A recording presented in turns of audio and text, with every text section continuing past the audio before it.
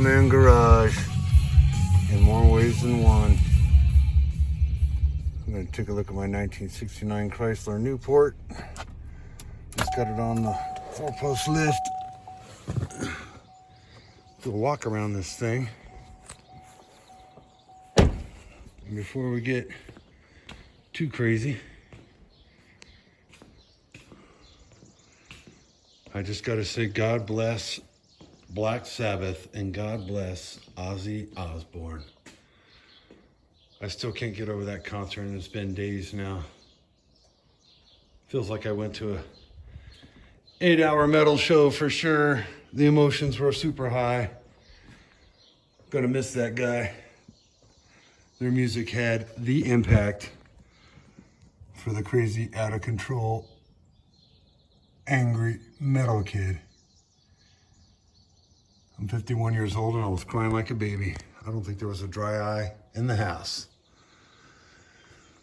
So, my brain is still trying to wrap around that metal show, and that was just the greatest concert I think I've ever seen, and I've seen a bunch. All right, walking around the Chrysler Newport. It's on the lift right now. I ended up doing an oil change. Changed the filter. And yeah, you can tell I definitely got some gasket leaks under here. Classic car that sits too long. I picked this up about 6 years ago. I did re-grease through here when I could. They're semi-perished. I was just trying to get this to a car show coming up Saturday, July 12th. And I have never changed the oil on it since I bought it. Well, I just got it out of hibernation, a 3-year hibernation. But you can still see some of that factory undercoating. It could have been done later. But she's looking pretty good under here. I did also drop the transmission pan, change the filter and the fluid. I overfilled it by a quart. So I ended up using this clear hose here and stuffed it down in the filler neck, fed it down through here, sucked on it and siphoned it into a bottle sitting on this drip tray here, and got a full water bottle of fluid back out of it, which surprised that it actually worked, but it worked. So it siphoned the extra fluid down into that bottle, and now it measures out pretty good. But now I got another problem. I snapped off one of the brake bleeder valves. I lost my brakes yesterday on a test drive, and let's see.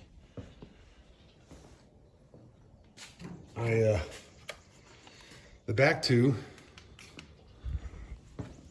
actually, with a little juice and heat, broke loose. Then I got to the front one here, and that one, you can see that she snapped off. So I'm doing all new brakes on this. Looks like new cylinders. So all of us just gonna have to wait for the car show. I'll end up taking my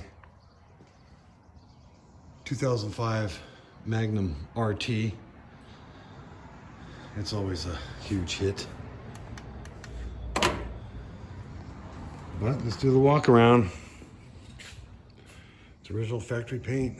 Kind of that olive green. We nicknamed it olive. It's got the original caps. Not too bad under here. She's in great shape. Original 48,000 miles on it. Got the nice little badge.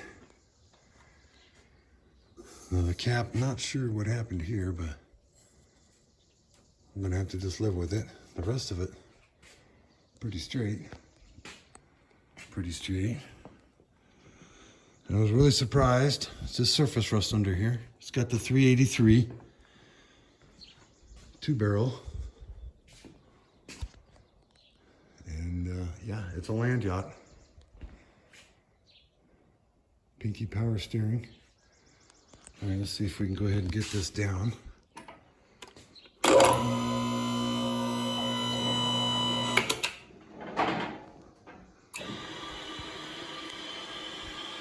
Pop the hood on this thing.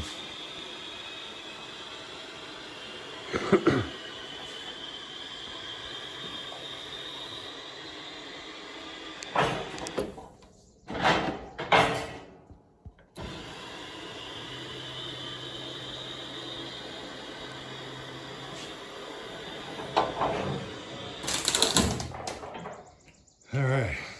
Yeah, I'm gonna have to readjust these cables now that I've had it up and down with this heavy car.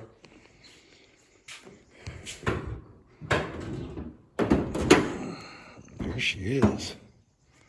She's all there, all the ridge. I've already changed the air filter. And yeah, this is where I'm at. I took that off and she was definitely pretty contaminated. I'm not sure where the brake fluid went, but I lost brakes yesterday. I didn't see nothing devastating on the concrete or in my driveway. So I got that currently taken apart and cleaned up and got the guts out of it and was going to rebuild it, but it looks like it's just going to be cheaper to get a new one. And then I'm down to doing all 4 brakes all the way around, new cylinders, new bleeder valves. I'm not sure where the fluid went. It's got to be in one of these somewhere.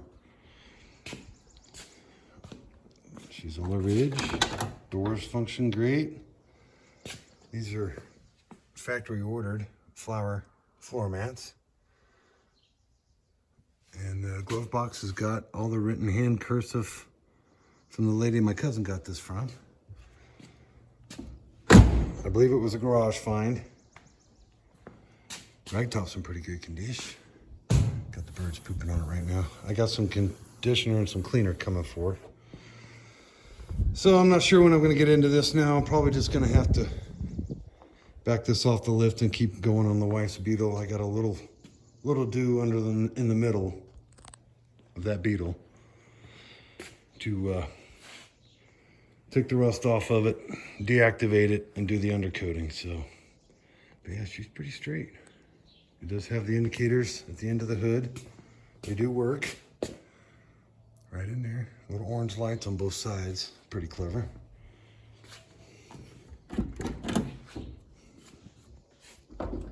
Yeah, we fell in love with it. Wife and I just take it to town once in a while, and I take it to my local watering hole. I do have videos already of me driving this thing on the channel. So I think we're gonna have to just roll this off of here. Yeah, see, it's all boogered up. Not sure what happened there. We bought it that way, but somebody dragged it along something. Pretty clean machine though. I'm definitely happy with it.